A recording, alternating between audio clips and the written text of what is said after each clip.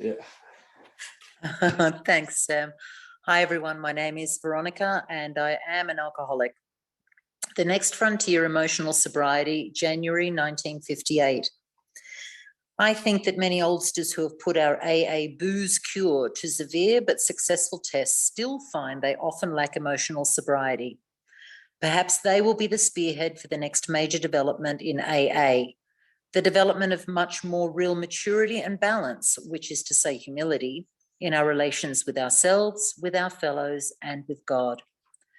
Those adolescent urges that so many of us have for top approval, perfect security, and perfect romance, urges quite appropriate to age 17, prove to be an impossible way of life when we are at age 47 or 57. Since AA began, I've taken immense wallops in all these areas because of my failure to grow up emotionally and spiritually. My God, how painful it is to keep demanding the impossible, and how very painful to discover, finally, that all along we've had the cart before the horse. Then comes the final agony of seeing how awfully wrong we have been, but still finding ourselves unable to get off the emotional merry-go-round. How to translate a right mental conviction into a right emotional result, and so into easy, happy, and good living. Well, that's not only the neurotic's problem, it's the problem of life itself for all of us who have got to the point of real willingness to hew to right principles in all our affairs. Even then, as we hew away, peace and joy may still elude us. That's the place so many of us AA oldsters have come to, and it's a hell of a spot, literally. How shall our unconscious, from which so many of our fears, compulsions, and phony aspirations still stream, be brought into line with what we actually believe, know, and want? How to convince our dumb, raging, and hidden Mr. Hyde becomes our main task. I've recently come to believe that this can be achieved. I believe so because I begin to see many benighted ones, folks like you and me, commencing to get results. Last autumn, depression, having no real rational cause at all, almost took me to the cleaners. I began to be scared that I was in for another long chronic spell. Considering the grief I've had with depressions, it wasn't a bright prospect. I kept asking myself, why can't the 12 steps work to release depression? By the hour, I stared at the St. Francis prayer. It's better to comfort than to be comforted. Here was the formula all right, but why didn't it work?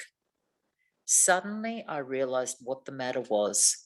My basic flaw had always been dependence, almost absolute dependence, on people, on circumstances to supply me with prestige, security, and the like. Failing to get these things according to my perfectionist dreams and specifications, I had fought for them. And when defeat came, so did my depression. There wasn't a chance of making the outgoing love of St. Francis a workable and joyous way of life until these fatal and almost absolute dependencies were cut away. Because I had over the years undergone a little spiritual development, the absolute quality of these frightful dependencies had never before been so starkly revealed. Reinforced by what grace I could secure in prayer, I found I had to exert every ounce of will and action to cut off these faulty emotional dependencies upon people, upon AA, indeed upon any set of circumstances whatsoever. Then only could I be free to love as Francis had. Emotional and instinctual satisfactions, I saw, were really the extra dividends of having love, offering love, and expressing a love appropriate to each relation of life. Plainly, I could not avail myself of God's love until I was able to offer it back to Him by loving others as He would have me. And I couldn't possibly do that so long as I was victimized by false dependencies. For my dependency meant demand, a demand for the possession and control of the people and the conditions surrounding me. While those words, absolute dependency, may look like a gimmick, they were the ones that helped to trigger my release into my present degree of stability and quietness of mind, qualities which I am now trying to consolidate by offering love to others, regardless of the return to me. This seems to be the primary healing circuit. and outgoing love of God's creation and his people, by means of which we avail ourselves of his love for us. It is most clear that the real current can't flow until our paralyzing dependencies are broken, and broken at depth. Only then can we possibly have a glimmer of what adult love really is. Spiritual calculus, you say? Not a bit of it. Watch any AA of 6 months working with a new 12th step case. If the case says to the devil with you, the 12th stepper only smiles and turns to another case. He doesn't feel frustrated or rejected.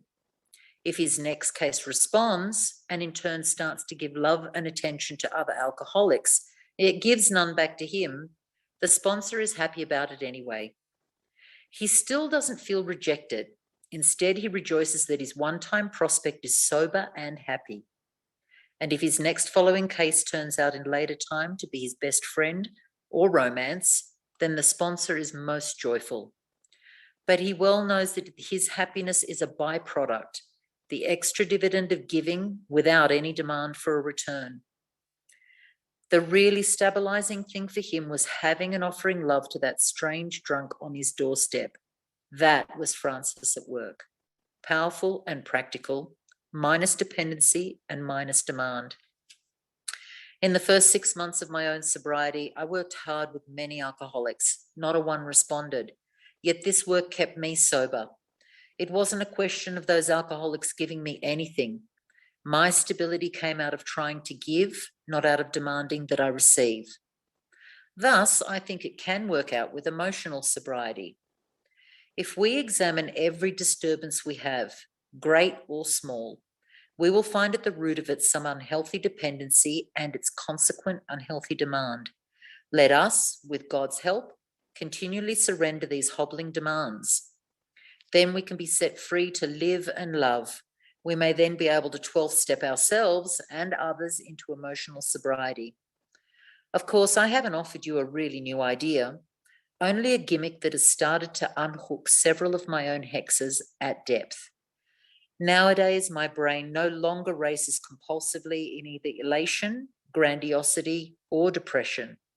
I have been given a quiet place in bright sunshine. Hey, thank you so much.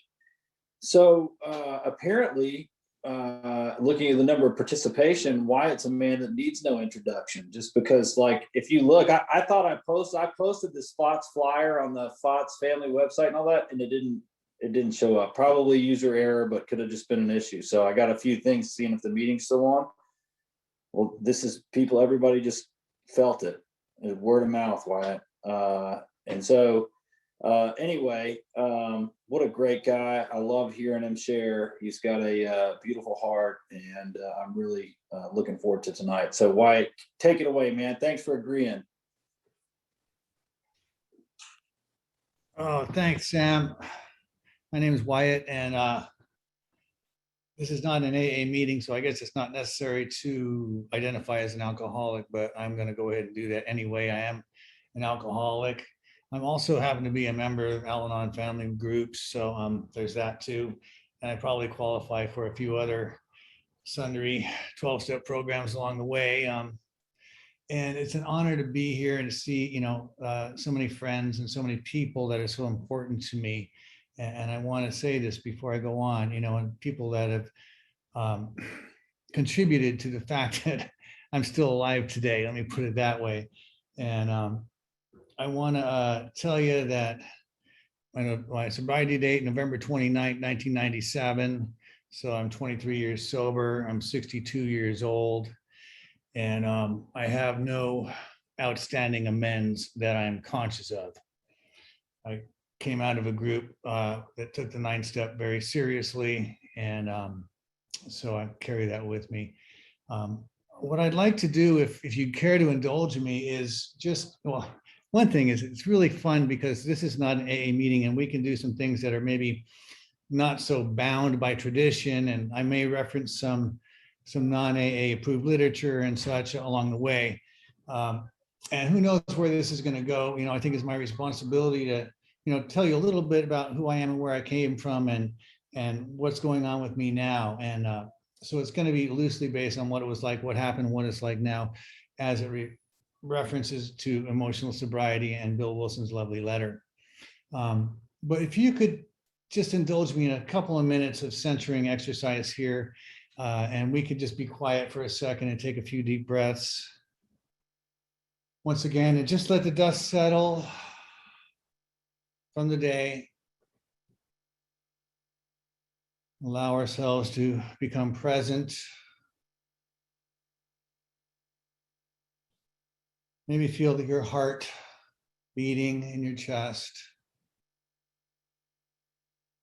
Breath going in and out.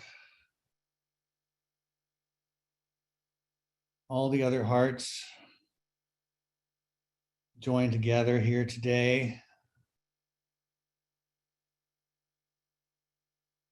All the other stories join together here today. All the other lives brought together. For the purpose of spiritual awakening, of sharing, for fellowship,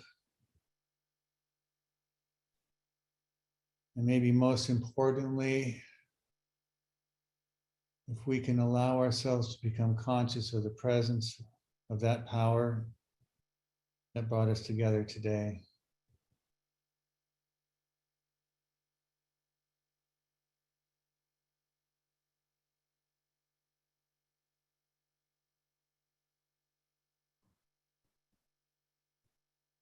Thank you all. I feel that we are a little more present, connected, and I believe we're all protected here right now. And I'd like to read this little prayer, a little Sanskrit prayer that was shared with me. And it says, may the divine bless us and protect us and enjoy the spirit in which we gather and the way that we care for each other. May the light of understanding increase among us. May we not oppose each other, but be open with each other. May our work be blessed with vitality, depth, focus, consistency, and meaning. May the results of our practice and the benefits of our practice flow through us and to our loved ones and our communities and ripple through the fabric of life, blessing all beings.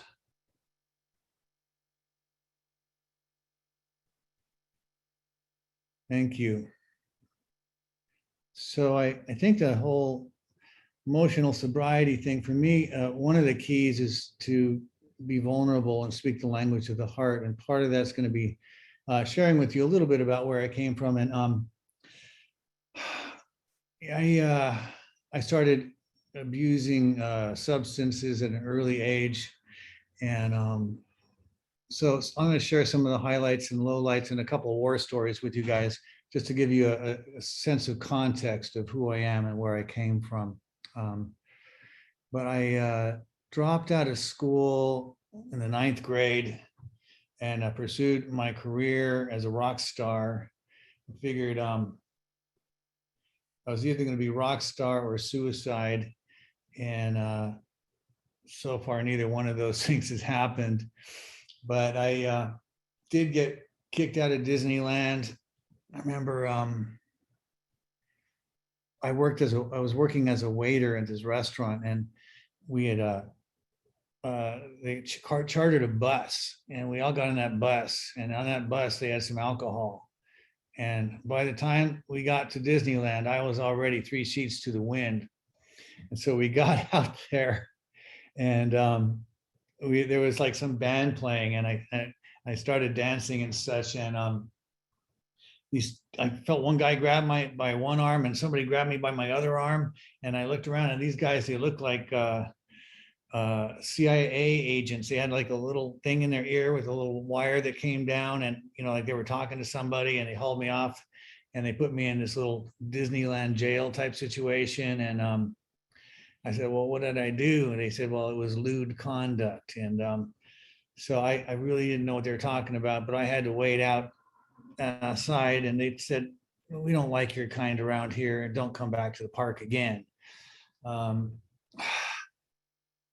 then a few years later, I attempted to go back to the Magic Kingdom again, the happiest place on earth, and with my brother and one of our friends, and we had a nice, I think it was a fifth of Jack Daniels and a big bag of psilocybin mushrooms and a big chunk of hash, and we were just getting pretty toasted, and we were in there at Tom Sawyer's Island. We took our shirts off and running around and having a good time, and once again I get hauled off and thrown into this little Disneyland jail situation. Once again, they told me, we don't like your kind around here. You're not welcome in this park. Please don't come back. And so this is my second time, strike two, being kicked out of Disneyland. I got a million stories, but those are sort of memorable, and I will tell you, I have subsequently gone back to Disneyland, and I did not get kicked out. But you never know. I'm still, fat lady hasn't sung yet, but and then so I started playing guitar in these bands and pursuing my rock star career, and it was kind of going pretty well. I mean, I played with this one guy, and we were playing in these bars, and I had my see, I was born in 1959, and I took the 9, I turned it over, made it into a 6 so I could drink legally, because I was only 18 and you had to be 21 here in California. And so I was getting pretty wasted out there playing in these bands, playing the blues and this and kind of stuff like that. And I would sometimes get so wasted, I would actually fall down on stage, and the audience seemed to really like that and stuff. And then I started my own band, and we're playing in Sunset Strip in Hollywood, and we're playing, riding around these limousines and doing the kind of things you're supposed to do in the back of limousines. And when you're playing this music, and I had my amplifier was taller than me, big Marshall stack, and it's the drums are pounding, the bass is throbbing, and the guitars are screaming, and the people are jumping up and down, and you're wasted, and it's an electrifying experience. And there's a thing that happens between you and the audience, and it's just it's really, it's really exciting. And so I was trying to do, unfortunately, we never sold any records or anything like that, although I do still play music and whatnot.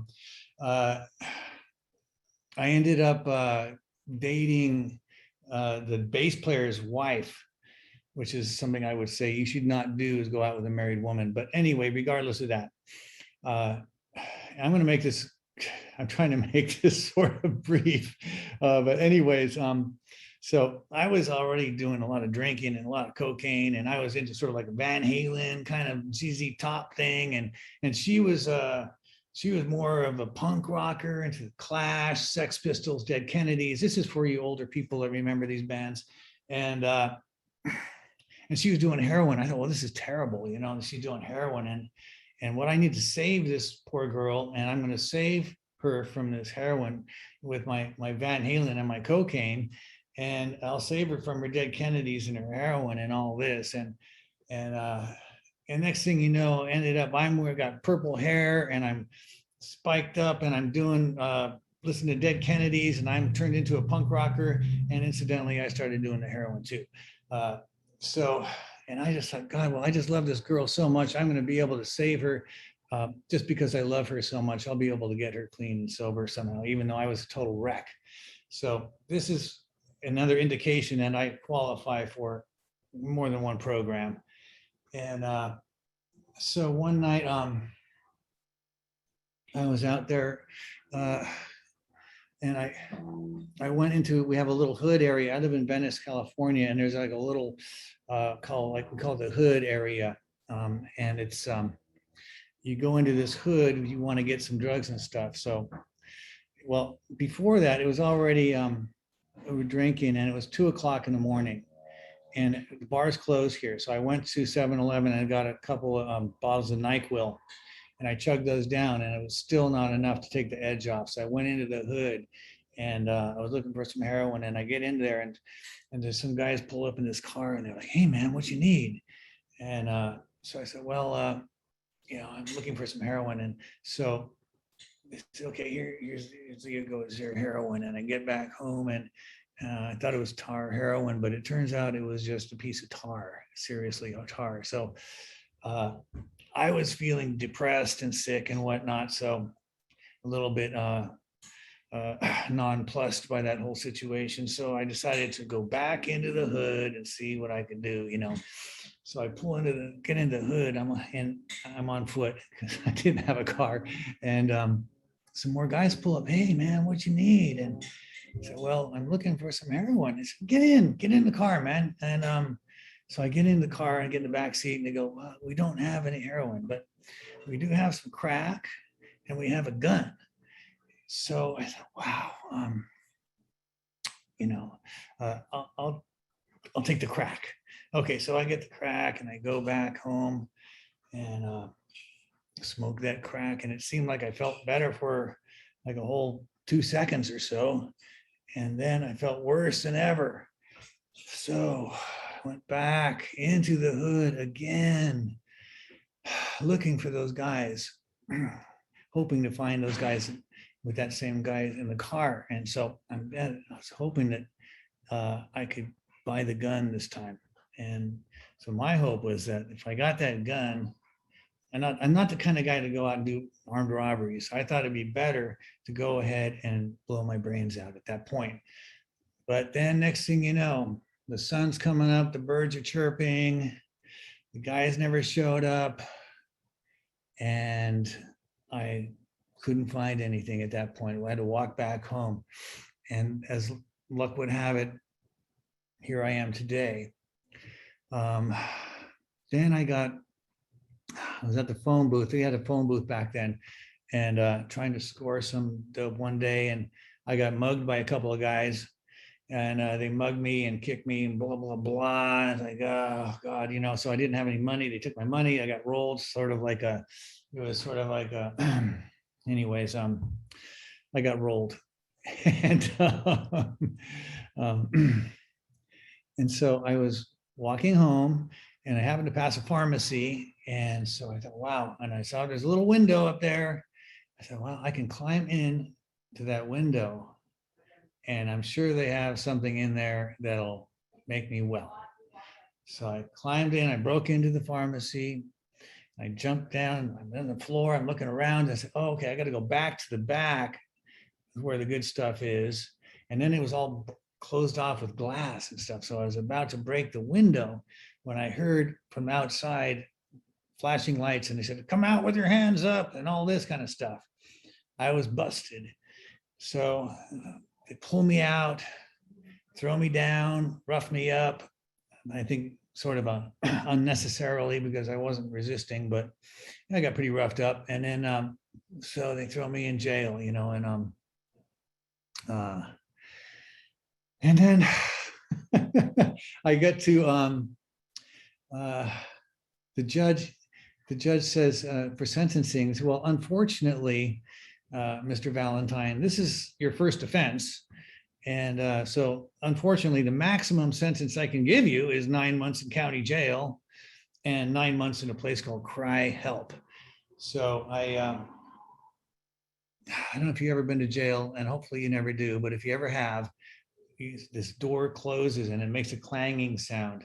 And when that happens, your gut just sort of goes, wow, and judge said, you're suicidal, you're out of control, you're a menace to society, you need to be locked up for your own protection and protection of the citizens of Los Angeles. And I remember I was looking out the window, and there was like a little window I could see, and a little sparrow landed on that window, and it kind of brushed itself off and then flew away. And I was like, God, I would just give anything to be free like that little sparrow, to be a normal person, to be able to walk the streets free. And here I am locked up like an animal. And true story. And I had to lay, on the ground. There wasn't enough bed, so I'm on the ground and I'm nauseous, and it's wet and it's stinky and it's terrible in there.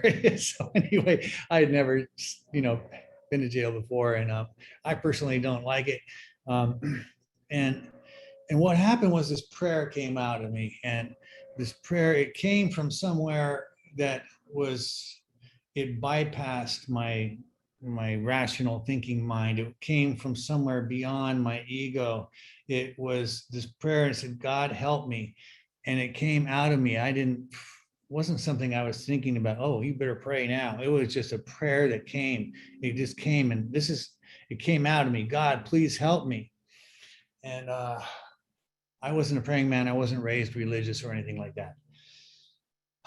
I've heard of God. I didn't think he was going to do anything for me, but there was something inside of me that connected to something bigger than me, and it reached out, and I didn't really know if I had anything to do with it.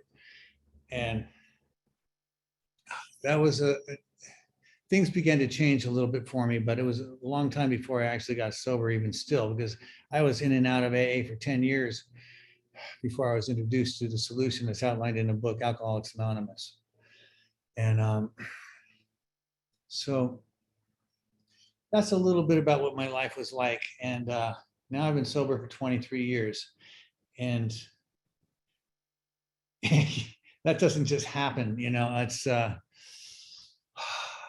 I've been, I've been lucky to have some help from some of the best sponsorship ever, and there's some of that is in this room with us tonight here. And I'm so grateful that I've had guidance from people that have come before me and shown me, some guidance.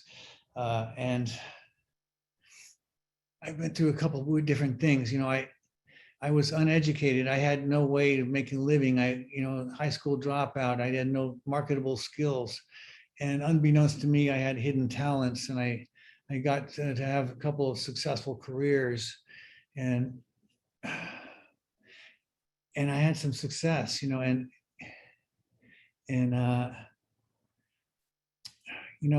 that little guy, that guy who was playing a guitar up on that stage, it's interesting because I'm just going to mention this, and who knows where this is going to go, but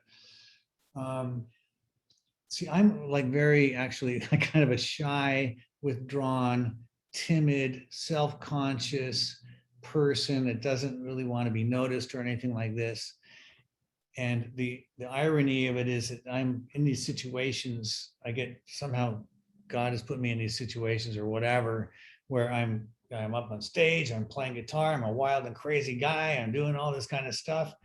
And then when I got sober, I was once again, this timid, scared, shy, self-conscious guy. I remember I took a chip for 30-day chip, and I was at a church, and I had to walk down the aisle and take the chip.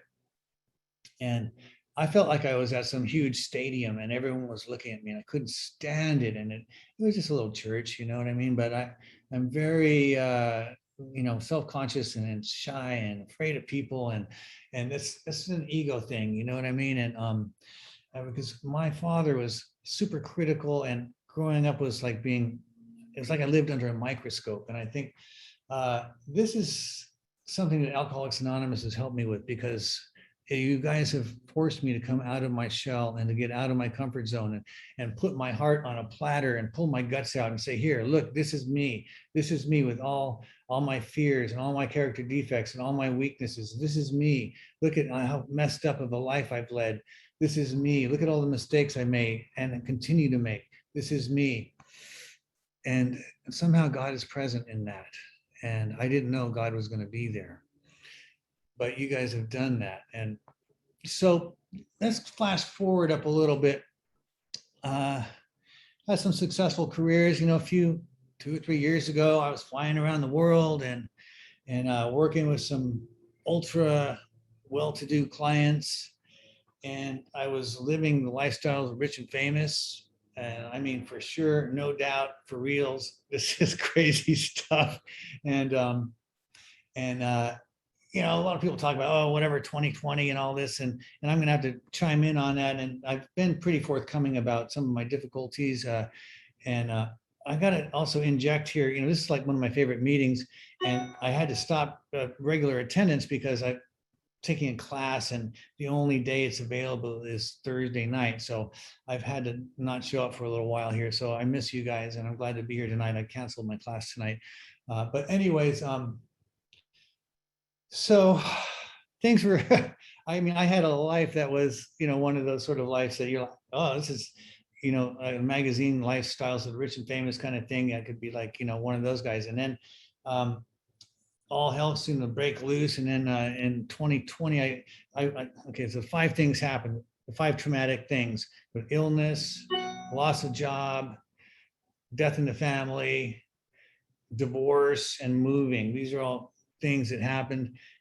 So I got diagnosed with an illness, which they said the average life expectancy with someone with your condition is 2 to 5 years. And but I'm not the average guy, so I'm not gonna follow that off the cliff, you guys. But anyway, and then of course I can't work, so I'm disabled, living on 1/10 of the income I was making a couple of years ago. And then my mother died, which is a whole nother terrible, messy situation. And then I'm getting divorced. We've been separated for almost, a year and a half, and the divorce papers are all signed, sealed, and delivered. It's just in California, it takes a few months for it to actually finalize, but that's all pretty much said and done. And then we're moving, as soon as the divorce is finalized, probably. So those 5 things all going on, and that's rough enough. And I only mention it just because I'm reporting the news here. I don't really want your sympathy or you to feel sorry for me or anything like that, because that's definitely not going to help me. And I was kind of like, wow, and I gone through a lot of changes. There've been certainly grief, pain, suffering, crying, whatever, because this is part of being human. It reminds me of the amoeba story. So an amoeba, one-celled being, right? You poke an amoeba, it will contract. And then in a little while, poof, comes back into the fullness of its being, right? So I'm the same way. If you poke me, I will contract. I have feelings. If you cut me, I will bleed. And left to my own devices, I will stay contracted. But you guys pull me out of my shell, and thanks to you guys and God, poof, I get back to come back to my own fullness of my being, even regardless of my circumstances, because circumstances are, well, let's put it this way.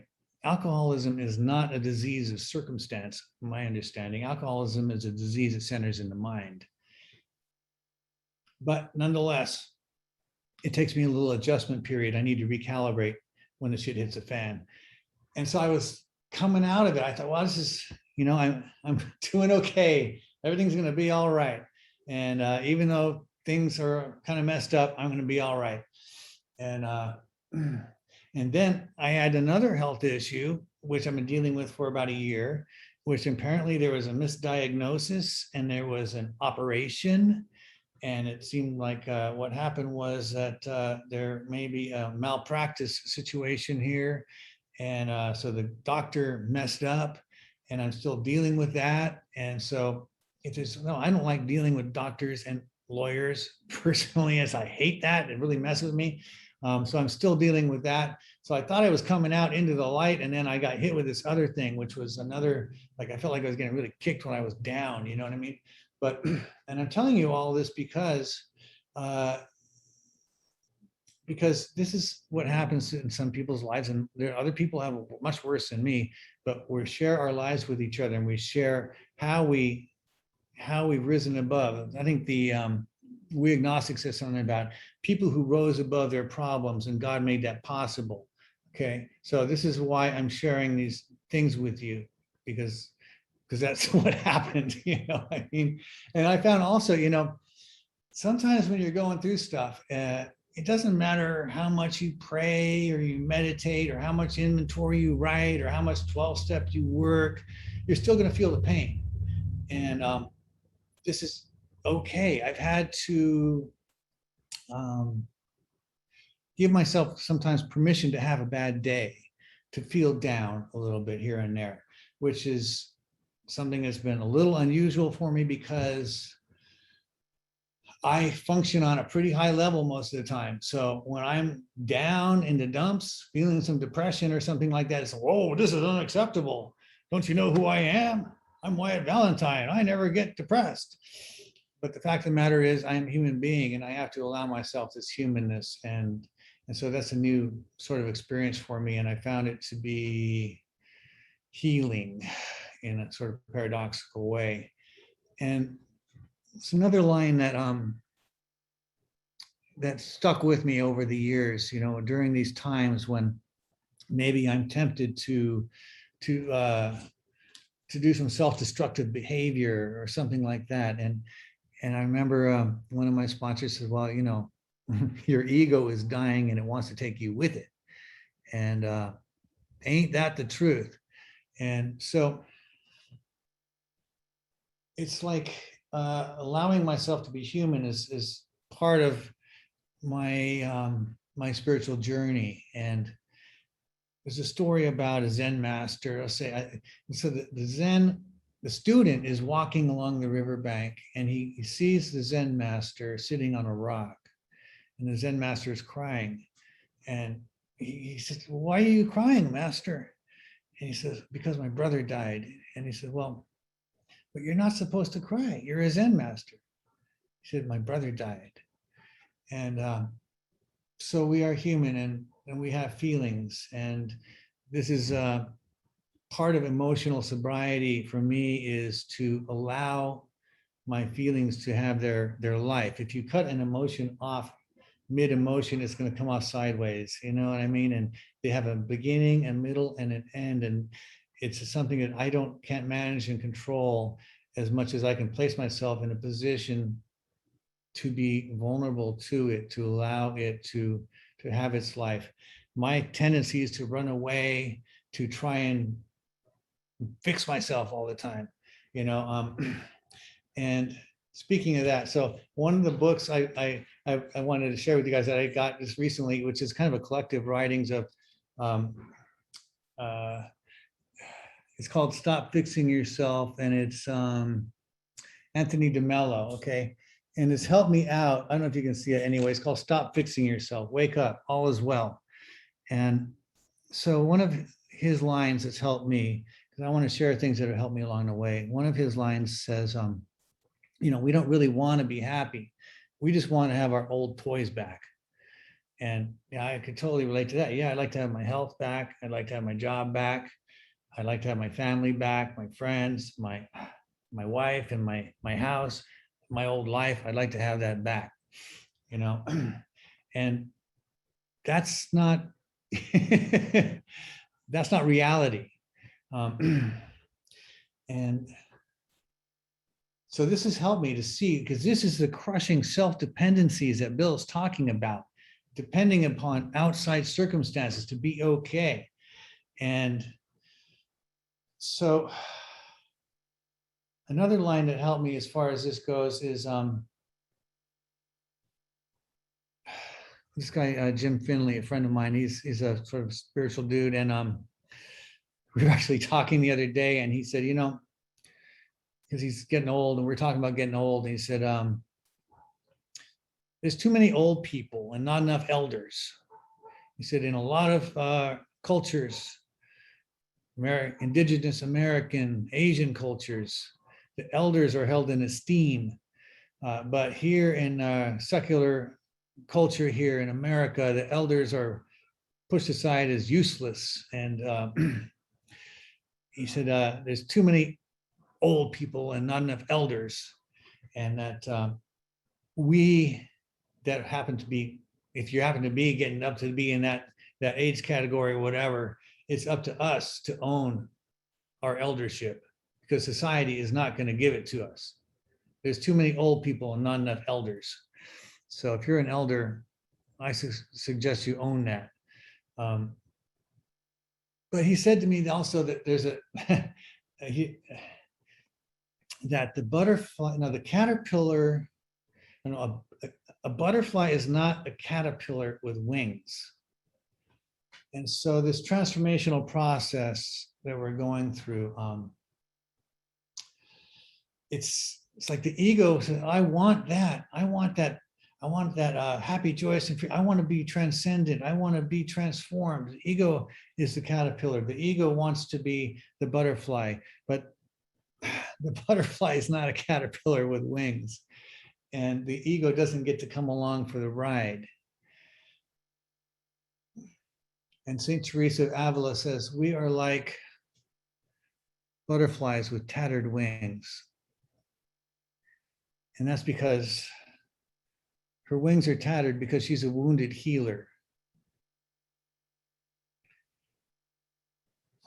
So it's been a lot of, loss and letting go of things. Everything I thought I could sort of, place, whatever, get a foothold on as far as my life goes. Then next thing you know, that's gone too. So I've been really, if I were up to my own devices, I would probably be in a bar right now or laying in a gutter somewhere or whatever, just like completely freaked out. But here I am, happy, joyous, and free. So wait a minute, how does that happen? See, that's because I attribute that, of course, to God and to our program and some great help from fellow spiritual seekers. And I know a guy who is one of my spiritual friends, and he helps me a lot along the way. And he was diagnosed with stage 4 cancer quite a while ago, and the doctors are baffled by it. Boy, how is this guy still alive? And he's helped me a lot. And I think now, I didn't realize, when I first started talking to him years ago, and now it's like I can see why God put us together, since I'm dealing with some, not situation exactly like his, but some comparable comparable experience. And he said his sponsor told him, I will show you how to live in the presence of death, including your own, without fear. And so I've been able to once again recalibrate. And there's been a couple of times where I've had to say that prayer again. I didn't say it. Something inside me said it. God, please help me. Beg for mercy once again from God. And I'm not too proud to tell you that, because I'm an alcoholic, and most chronic alcoholics are doomed. And here I am once again, the paradox. I'm doing okay. And if I'm going to experience the peace that passes understanding, I have to be willing to let go of my understanding. Otherwise, I'm not going to get to have that experience, because this world is full of reasons not to have peace. And I can't rely on reason to find peace. But I found some peace, and I found some happiness, and I get some laughs along the way. And one of the considerations that I've been having is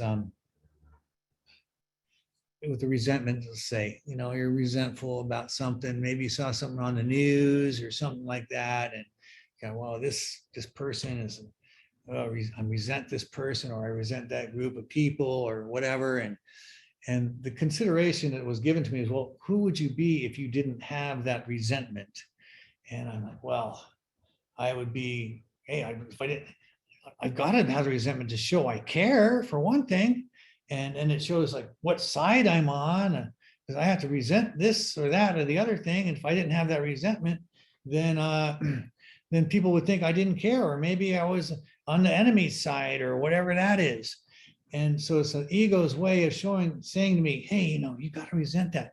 You got to resent these people. Otherwise, you're going to be like a bad person if you don't have this resentment, which is the ego's bullshit. See, we have a disease that is unlike any other disease. Resentment's the number one killer, and we can't afford it. And it's very sneaky, and it'll get in there, and it'll just try and go a low-level resentment. Oh, it's okay. It's only a little resentment.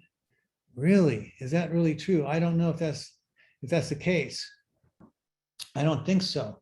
I want to read you a brief little thing that is kind of corny in a way, but it's relevant. And I printed it out to share with you guys because it's relevant to me.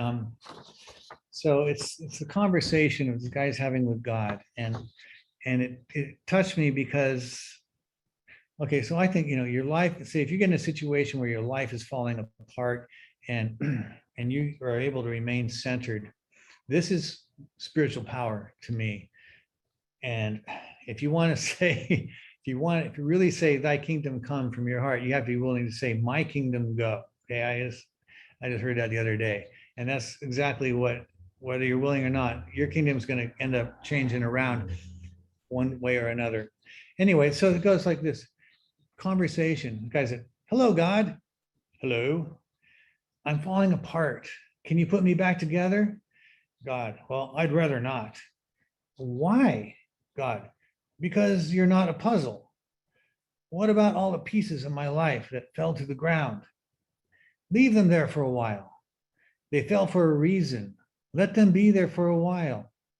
And then decide if you need to take any of those pieces back. You don't understand. I'm breaking. No, you don't understand. You're transcending, evolving. What you feel are growing pains. You're getting rid of the things and people in your life that are holding you back. These pieces are not falling down. The pieces are being put in place. Relax, take a deep breath, and let those things you no longer need fall from you. Stop clinging to pieces that are no longer for you. Let them fall, let them go. Once I start doing that, what will I have left? Only the best pieces of yourself. Well, I'm afraid to change. I keep telling you, you're not changing, you are becoming. Becoming who? Becoming who I created you to be, a person of light, love, charity, hope, courage, joy, mercy, grace, and compassion. I made you for so much more than those shallow pieces you decided to adorn yourself with, and that you cling to with so much greed and fear. Let those things fall off you. I love you. Don't change, become. Don't change, become. Become who I want you to be, who I created. I'm going to keep telling you this until you remember. There goes another piece. Yes, let it be like this. So I'm not broken? No, but you're breaking the darkness like dawn. It's a new day. Become who you really are.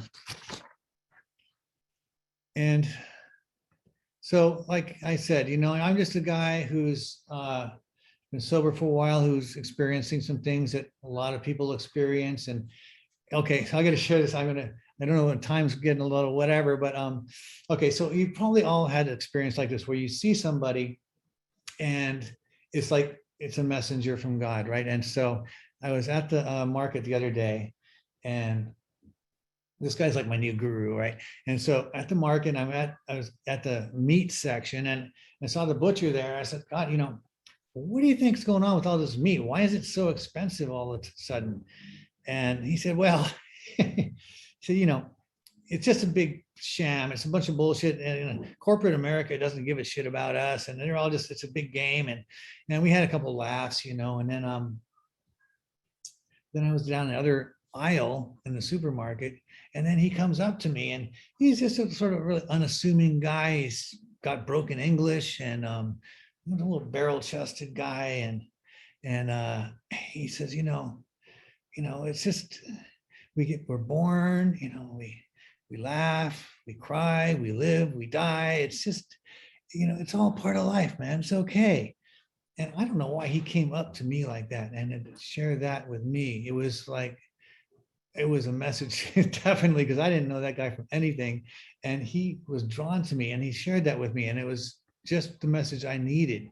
And so another thing, before I wrap up, I see I've got like a couple of books here, and I wanted to share something with you guys. And I've been getting into this guy, the Chogyam Trungpa, and it's this book here. Well, you can't really see it really very well, but it's called Shambhala, and he's one of the gists of this message that he's got here. I'll read this little excerpt. Is that we're good, we are good, we are good, and that we come from good, we're born good, at our core, we're good. There was a time in my life when I thought I was rotten to the core. I was beyond redemption. I was so dark, there's no way God could ever touch my heart.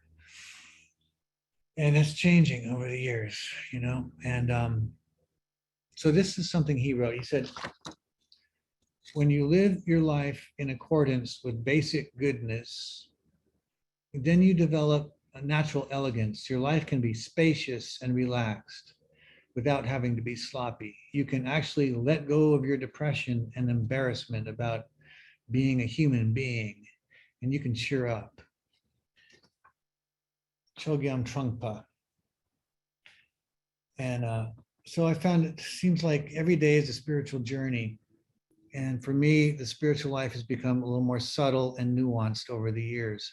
And each little nuance is deeper and richer. And my life is worth it, even though, like I said, my life doesn't, it took a big detour, you know what I mean? But I don't know what God's got around the corner. And I hope to stick around and find out. And I'm going to let, there's this one other little, I guess, I just can't help it, but it's, you know, this Thomas Merton a little Merton paragraph I'm going to leave you guys with, and then I'll wrap it up because I want to hear from everybody if I can. What Merton says, what we have to consider is that we're called to the contemplative life in a time when it was never more necessary. Stop and think what it means that a few people are called to this specific kind of peace in a world in which there is no such peace, in a world in which peace is almost impossible. It is a great responsibility, a great challenge, and a beautiful vocation in favor of God. We stop and ask ourselves, why did he pick us out? Well, he did, that's all. And we are called to keep alive a little flame of peace and awareness and love in a world where it is very difficult for it to be kept alive. Anyway, so I'm amazed that I'm doing okay. And I attribute that to you guys and God.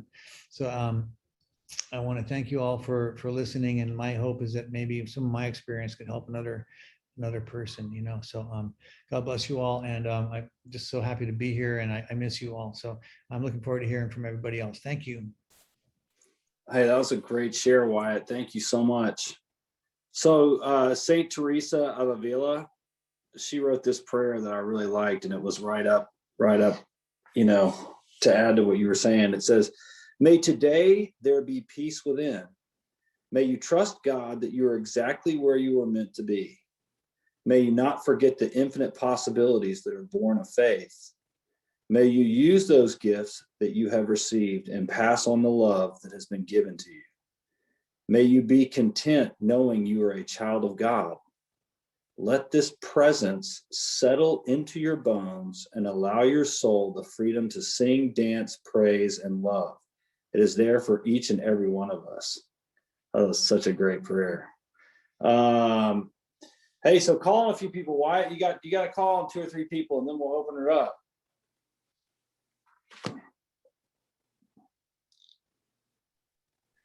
All right, let's hear from well, I'd like to hear from Joel.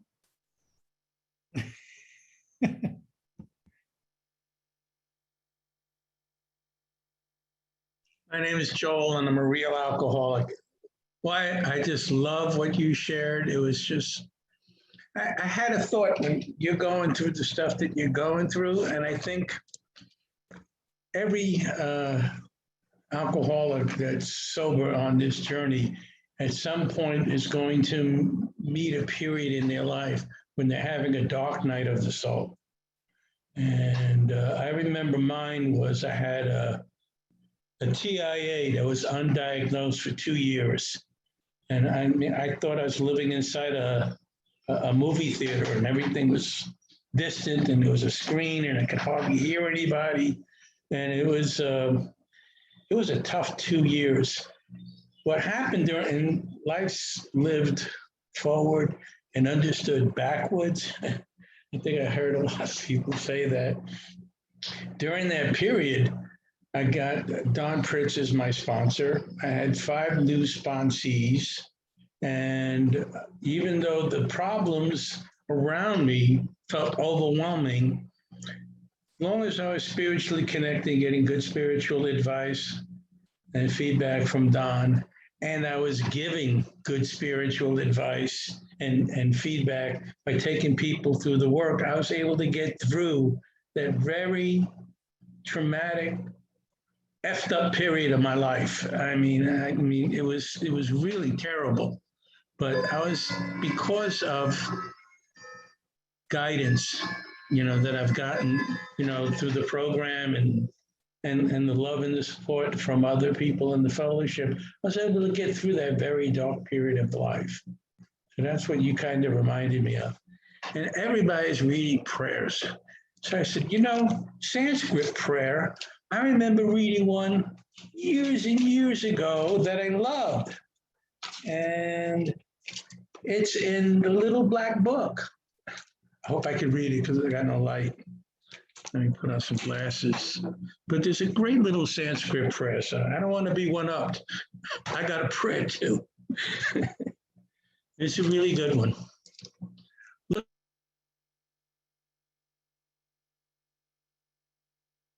Hey, Joel, you muted yourself right before you started praying. Back it up a little bit. Can you hear me now? Yeah. Okay, Sanskrit prayer. It's actually called Sanskrit proverb. Look to this day, for it is life, the very life of life. In its brief course lies all, the realities and varieties of existence. Vivritihitis, I can't say that. The bliss of growth, the splendor of action, the glory of power. For yesterday is but a dream, and tomorrow is only a vision. But today, well lived, makes every yesterday a dream of happiness, and every tomorrow a vision of hope. So there, I got a prayer too. Thanks for sharing, Wyatt. You were wonderful. How about thank you, Joel. How about we hear my old pal Tom Ewell?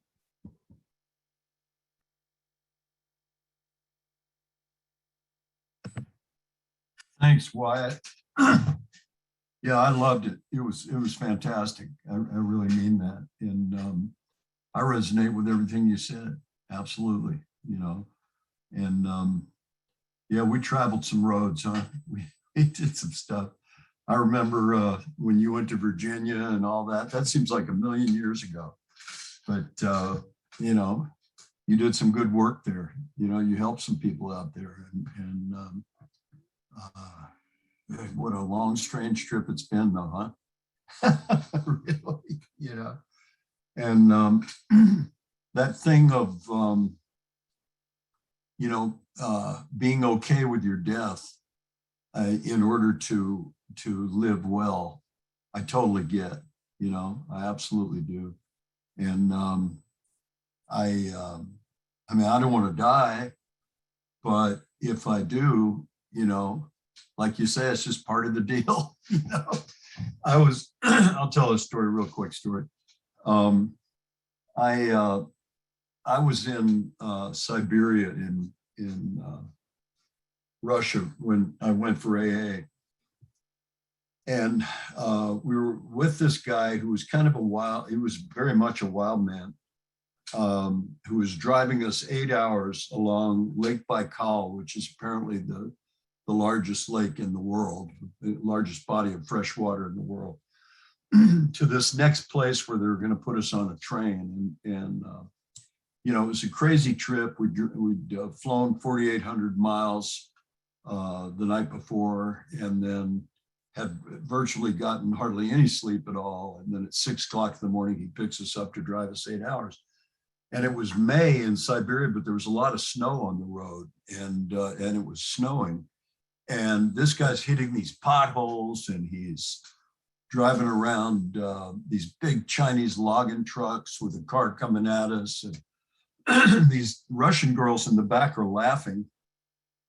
And they're going, oh, he's cowboy. We call him the cowboy, you know. He's crazy. He's the cowboy, you know. And I'm thinking, yeah, the cowboy's going to kill my ass, you know. I'm in the front seat with this guy, right? And just as I was thinking that, this calm came over me, like an incredible calm.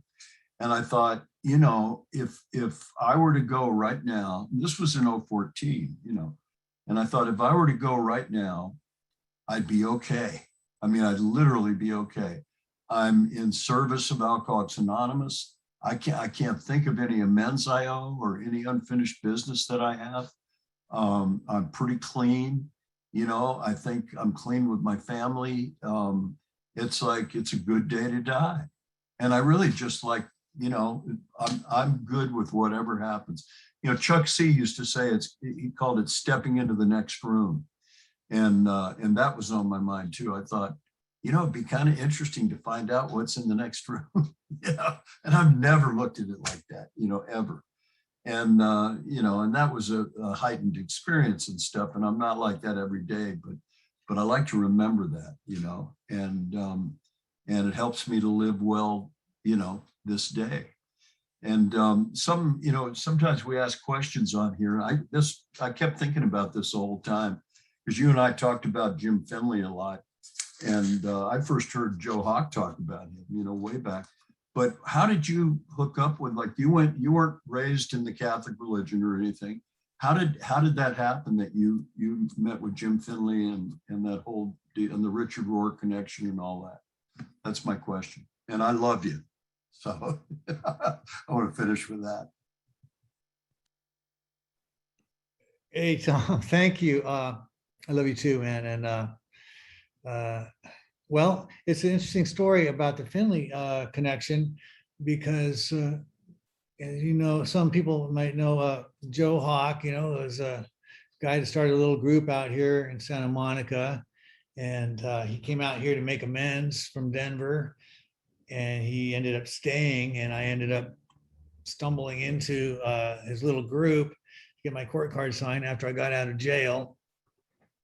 And I actually heard a message of Depth and Weight that was powerful enough to hold my attention and inspire me to take some action that's outlined in our book. So that's Joe Hawk, quite a character in AA or in some circles. And anyway, but he did have a message that probably saved my life. And he went to India for a while and came back a few years later. And he took me aside, and I'm going to tell you the story, and God bless him. You know, he's just my own thing. He took me aside and said, Wyatt, you know, do I owe you some amends, or is anything, you know, you think, let's go out for dinner. And so I told him, well, I don't know about amends, but I said, this group that we've got here, it's really fear-based. I think this group is so full of fear that people are afraid to share. And but that's kind of besides the story, but that's an interesting little side note. And I told him this is about fear. There's a lot of ego in this group, and it's a fear-based group. And I think he heard that. But then we went to dinner, and then he said, look, you want to go hear this guy? He's kind of a spiritual talk. And so Joe Hawk took me to St. Monica's church, and we heard Finley speak there. And so Joe Hawk is the one that introduced me to James Finley. And I heard that message from James Finley and began attending his Contemplative Way group on a regular basis. And he's stopped doing that group now in person, although he does have a great podcast that I would suggest if anyone's interested. It's really great. It's called The Mystics. I've got it right here. It's called Turning to the Mystics. You can get it on Apple or whatever. Turning to the Mystics with James Finley. Turning to the Mystics with James Finley. And he talks about St. Teresa of Avila, St. John of the Cross, and some other mystics. And he really has a close relationship with these mystics. And he tells you how to develop a relationship with their message. And it's really, really great. And there's another book that he did. I got it on Audible, and it's called Journey to the Palace of Nowhere, Thomas Merton. Thomas Merton was his spiritual guide for a number of years in the monastery. He talks about we live in a monastery without walls, and that's the message that I've had to see and take that with me when I walk out the door to say I'm still in a monastery. I don't know about everybody else, but I have to be in a monastery because I have alcoholism. Anyway, thank you so much for that question, Tom. And if I choose one more person, I would try to share to call upon a woman. And how about we have this Shar? Is Shar? She's on my screen here. Okay, great. Wow, I loved your talk. It was awesome. And I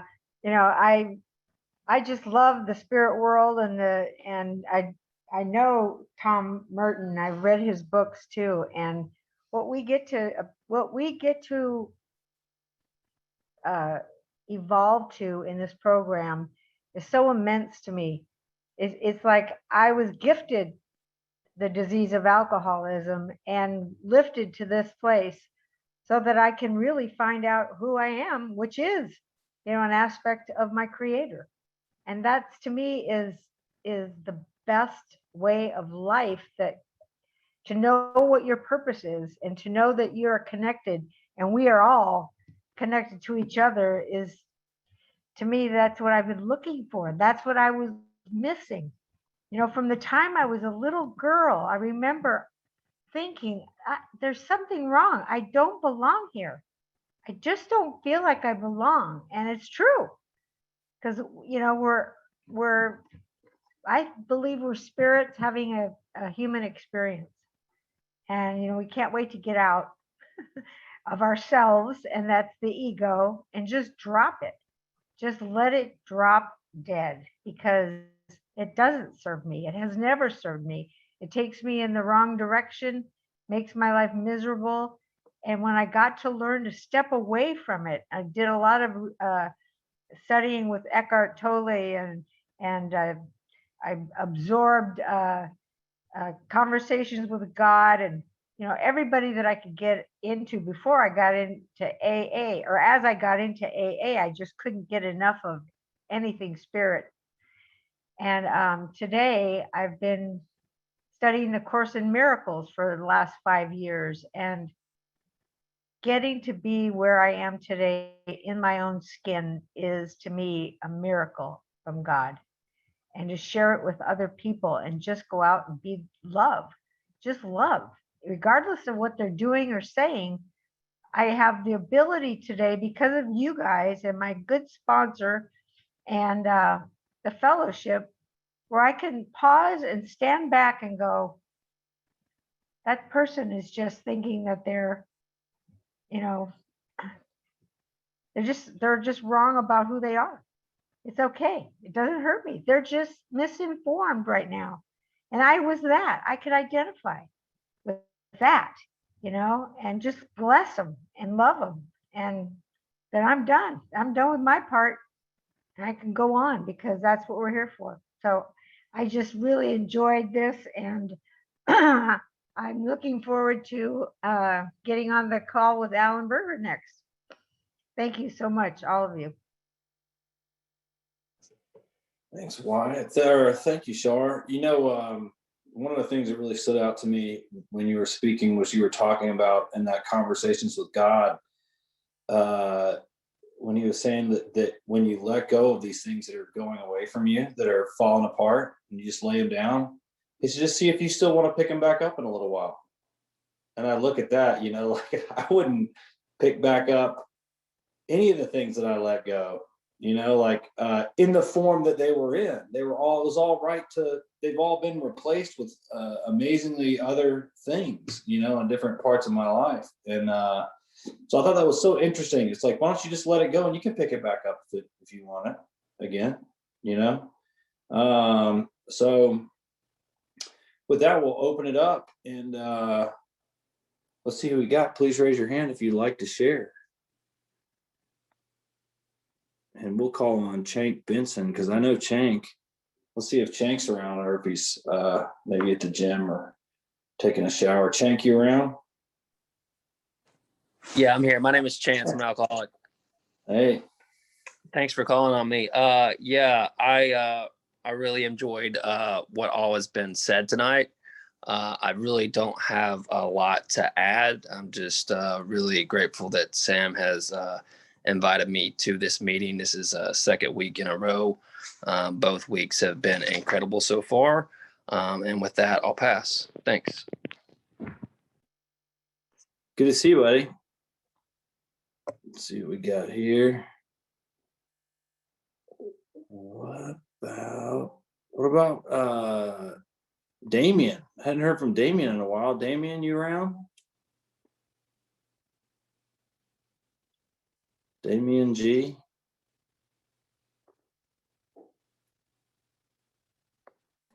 Yep, I'll grab him. Oh, there you go. Hey guys. Hey, man. We're sitting out in the sun, chilling, listening to you guys. It's awesome to hear from Wyatt.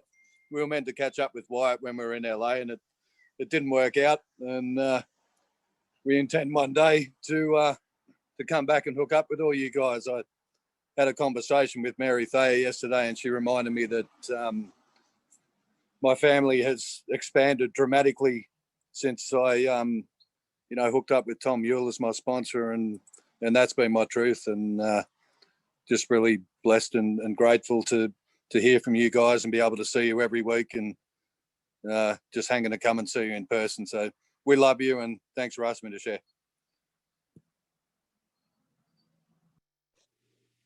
Let's see what else we can pick on over here. What about Chris H? Thanks, Tim. Hi, I'm Chris. I'm an alcoholic. And Wyatt, thank you so much for just showing up and being so honest. There's a psalm that says deep speaks to deep, and I just felt that your depth met mine, and I'm sure everyone else here. I want to say that returning to this letter, Bill's letter on emotional sobriety week after week has been so amazing for me. And part of that has been hearing Veronica read it. And so Veronica, I want to say thank you. I heard a talk recently on YouTube, and someone read that letter and it didn't sound right because it was someone else's voice. It needs to be Veronica's voice. So thank you. But Wyatt, you really helped remind me what the heart of emotional sobriety is about, which is breaking the codependency on circumstance. And as you share about circumstances that are not ideal and these 5 traumas, and yet you are still connected to sobriety and to the depth of spirit. And, I come in and out of these rooms and listen to meetings, and people talk about how great their life is now. And they got a great job and God is taking care of all the details. And tonight's a reminder that we're all human and we experience pain and disease and illness. And just thank you for being you, and just know that you're in my thoughts, and I appreciate your light. Thanks so much. Thanks, Chris. Belinda. Hey, thanks. I really appreciate it, the share. And I really touched base today when you were talking about the emotional part. And today is a pretty emotional day. Well, it has been an emotional week because today's wedding anniversary, and it's the first one since he died. And it's actually been okay. And I'm going to be short, Sam, I promise. Anyway, I found this card. I actually bought him cards. This one was more for me because it just, anyway. And it's, that's what it says. And it just says, I feel like we're playing hide and seek and you're just way too good at hiding. because I feel them all the time. And, but then when I was thinking about it, this morning, I couldn't sleep last night. Today's been okay till right now, but today's been okay. It's been a good day. But this morning, I just screamed out, God, just help me make it through this day. And I think that's the only reason my day went okay. But when I turned this card around and said, I feel like we're playing hide and seek in your way, just I'm the one that was good at hiding because he was always there, or my higher, I don't necessarily think my higher power is a he, but my higher power has always been there, and I'm the one that hides from what's actually helping me.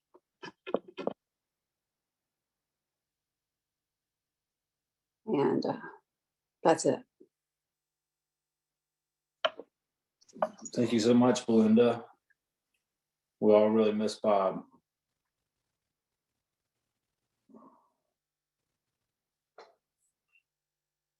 Let's see here. What about? I thought I saw Sarah over here. Let's see if she's still. Sarah, you still on? We hadn't heard from you in a while. Me? There you go. Okay. Wyatt, thank you so much for your share. I was just, I didn't want you to stop. And, I was cracking up at the Disneyland story. I think that's one of the best drunk stories I've ever heard. So thank you for that. But yeah, I had gone out after some time and I'm back in the program again. And what I'm finding this time around is this willingness to really practice the presence of a presence all the time. Because right now things in my life are good. Things are going good. But I know how this stuff works. It's not always going to be this way. And once in a while, something will come up in a day that will throw me, but I'm finding, I'm able to recenter quickly because of all the meditative work and, the steps and all the things that I'm doing right now to enlarge my spiritual life and to grow that. It's like, I feel like I can't fail with that. I love what you were talking about, the jigsaw puzzle pieces, because I feel like I'm in such a place of trust right now with my creator that it's like, I feel like I just literally feel right now like anything can happen and I'm going to be okay. And it's just this active practicing faith that this program is giving me. And it's been a different experience than my recovery in the past, because I think I didn't realize what I was doing was kind of practicing a mental recovery. And I was always in a place of like trying to figure things out and figure it out and get an A and AA and look good and sound good and make sure I'm practicing the principles in all my affairs. But it was coming from a place more of intellect. And what's been different this time is that's fallen away. And I don't know what happened in my 5-year relapse that kind of brought me to my knees with that. It's been a miracle, honestly. And I don't know. I don't know if it's because I came back in during COVID. I got sober in 2020. So it was a really scary and dark time. I didn't have the usual tools of recovery that I was used to. So I had to, immediately come in here shifting my reliance upon God. There was no leading up to it. I mean, that had to happen, just on my knees every day. I had no meetings to go to other than on the computer. It was very hard to navigate that. I found, thank God, God works over Zoom. I was able to get through that. And I was able to find this meeting and be led to my people and, a message of depth and weight that I can hear. Sometimes I'm like, God, if I had found the fellowship of the Spirit in my last recovery, could I have had a better shot at staying sober? But I don't know. I'm grateful for how everything has unfolded and that I'm here now. I know that. And your story just gave me so much hope, and you're such a strong man, and you emulate such a peace in you in the midst of what you're standing in right now. And I can see it. And I think we all can see it. And I am rooting for you, and I'll be praying for you. And I just, I can't wait to see the being that emerges from this for you, because I know it's going to be incredible. So thank you. All right. What about my buddy John H? Let's talk about it, John H. Are you around? He might be baking a pizza. I don't know what's going on over there. Let's see what happens. We'll come back to John H next week. What about my beautiful friend Dawn? What's up with you? What's going on? Hi there, Sam. How you doing?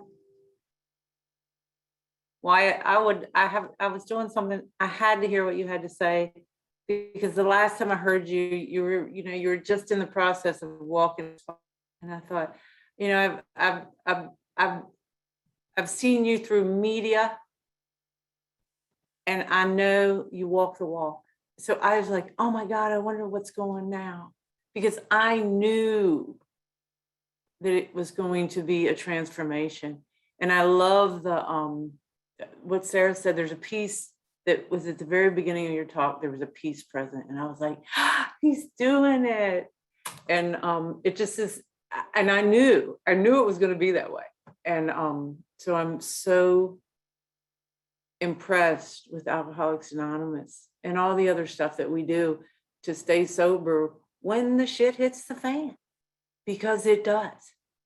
And there's you talked about the caterpillar and the butterfly, and there's that chrysalis stage in the middle where the whole thing turns to just like snot. and I've been in the snot stage and had to really just, took both knees bent, God, please, please, please, please, God, please, I just please. And there was no agenda behind the please, just let me at least get some inkling that I'm not going to die from this. And that's, it's just been, I knew that you were going to be what is going on right now. And the thing that I'm also, and this is so crosstalky, but I have been party to watching Sarah get sober this time. And the difference has been incredible, because of what is being offered to her is a different experience. And she's listening to people like us who are willing to say and adhere to, this is a spiritual program. And, and I love the depth and weight and the whole thing that this particular segment is saying to me is, be quick to see where religious people are right. Make use of what they offer. And there's so much vast literature. And one of the biggest, most profound impacts of something that was said during this meeting was that every piece of spiritual literature that was ever written is part of my inheritance. And I'm entitled to access it fully, even if I don't speak the language. And I just love that. It gave me some sort of permission that I already knew I had, but it was almost like an open invitation to read the stuff you do not know and just see what happens. And it's been profound. And I'm actually, I knew you were going to be on the path. I knew it. So I was like, I got to hear this, even though I'm like doing this, because I'm the girl that gets really trippy if people don't have their cameras on, which is why I finally checked in to say hi. Thank you so much.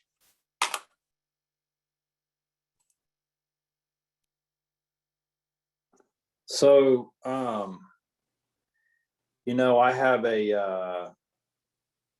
was listening to Richard Rohr podcast today, and they brought up that Einstein quote that said, no problem can be solved from the same level of consciousness that created it.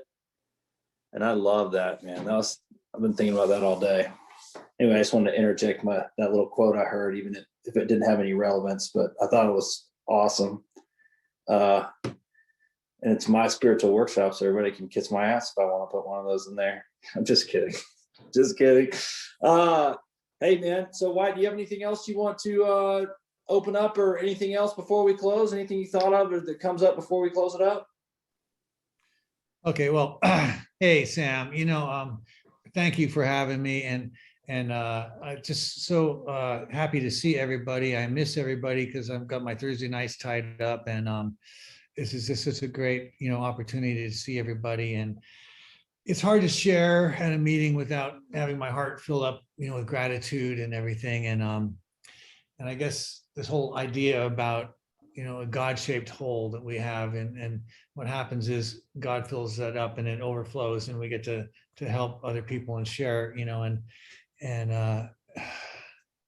it just open our hearts and let the sunshine out is what we get to do here. And the all those things that we have to let go of that we're attached to, that I found, all the worldly things, once you've tasted the nectar of sobriety, you had an experience with conscious contact with God that the book talks about. From my experiences, everything else pales in comparison. So here I am as a cheerleader for God, for the steps, for fellowship, to say, if you haven't had that experience, don't stop because it's the best one, and all the other stuff, fame, whatever, lifestyle is rich and famous, whatever it's all great and everything, and nothing wrong with it, but everything else pales in comparison to that nectar of sobriety that I had an opportunity to experience here. That's what, it goes deeper than where the booze went. It goes deeper than anything else. So so let's all stick around and share that. Anyway, I love you all, and I'm looking forward to staying in touch. Love you, man. Let's we close ourselves here by muting and kind of go into our inner room, and for all who care to join us, we inwardly say the Lord's Prayer.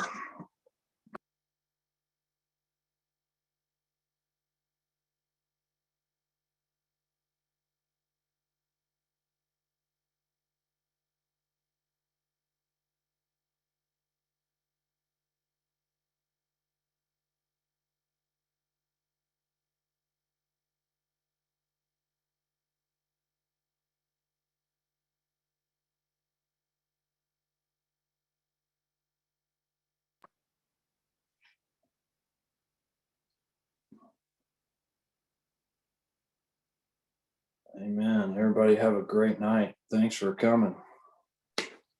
Thanks so much, Sam. Thank you, Wyatt. Yeah. Have a good Thanks. one. See you next